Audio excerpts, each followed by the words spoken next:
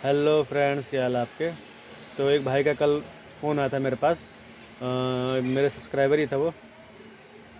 तो उन भाई ने मेरे से कुछ बात करी आइटमों के बारे में कि कौन सा आइटमों का क्या रेट है और क्या आपके एरिया में जो रेट चल रहा है। तो फ्रेंड्स, उन उन भाई के एरिया में और हमारे एरिया में रेट का बहुत ज़्यादा डिफरेंस था। हर एक आइटम पर 5% का डिफरेंस था। 3 4 5% का डिफरेंस था ही था। तो ये friends area wise, location wise हो जाता है डिफरेंस, ऐसी कोई बात नहीं है। वो सबके साथ होता है, आपके साथ भी होगा और मेरे साथ भी है और भाई लोगों के साथ होता है। तो आप अपने एरिया वाइज जो सब प्रोडक्ट ले रहे हैं, अपने जो आपसे बड़े बड़े शॉप है उनसे आप एक बार रेट कंफर्म करें कि वो मार्केट में क्या रेट बेच रहे हैं और आप जो है आप क्या रेट बेच रहे हो। क्योंकि ऐसा होता है कि कभी कभी रेट का ज़्यादा डिफरेंस होने के कारण ग्राहक बिगड़ जाते हैं और टूट जाते हैं ग्राहक टूट जाते हैं, जिसके कारण सेलिंग में गिरावट आती है। तो फ्रेंड्स, एक बार आप थोड़ा बाहर भी हटकर निकल के देखें कि मार्केटिंग जो है क्या रेट चल रहा है किस किस आइटमों पर। और कि ग्राहक जो होते हैं एक छोटे से आइटम के लिए बहुत दूर दूर तक चले जाते हैं, ऐसी बात नहीं है। अगर उनको आइटमों पर 10 रुपये फ़र्क पड़ जाए वो भी छोड़ कर चल जाएगी, क्योंकि जब मकान में जो लगता है एक आइटम नहीं लगता, हज़ारों आइटम लगते हैं। तो हज़ारों आइटम के हिसाब से ग्राहक अपने माइंड में ये कैलकुलेशन कर लेता है कि अगर एक आइटम पे 10 रुपये डिफरेंस है तो हज़ारों आइटम में कितने कितने आइटम रुपये का डिफरेंस हो सकता है।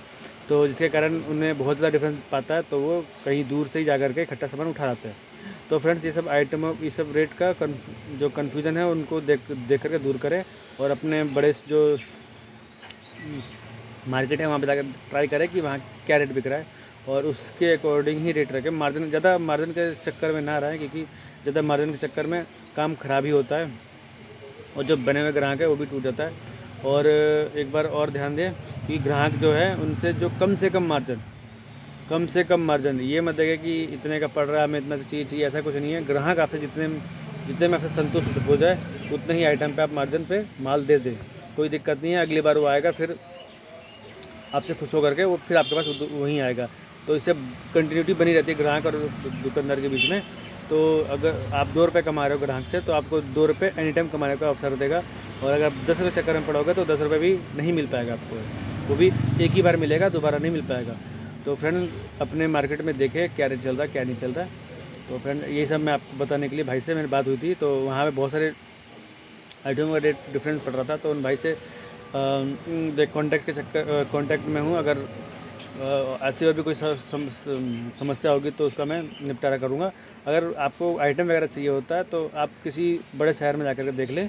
अगर आपके पड़ते में पड़ता है तो आप ले सकते हैं। आपके अगर किराया वगैरह कन्वेंस वगैरह अगर ले करके अगर सस्ता ही पड़ रहा है तो आप वहाँ से उठा सकते हैं। कोई वो नहीं है कि अगर किसी में नज़दीक की दुकान से ही सामान है। और ध्यान रहे जो गारंटी का सामान है वो अपने ही पास से ले, दूर के चक्कर में मत पड़े, क्योंकि रिप्लेसमेंट में बहुत दिक्कत आती है और सामान वहीं पड़ा दुकान में ही पड़ा रह जाता है और आपका जो रिप्लेसमेंट है वो पड़ा रहता है और नहीं जा पाता है, तो वो भी एक नुकसान ही है।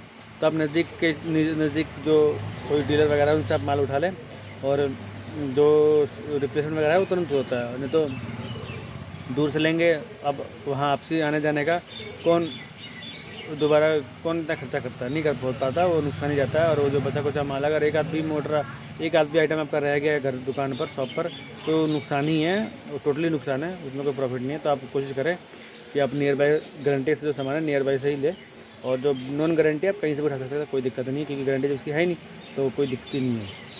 तो फ्रेंड्स, आज के लिए बस इतना ही। नमस्कार।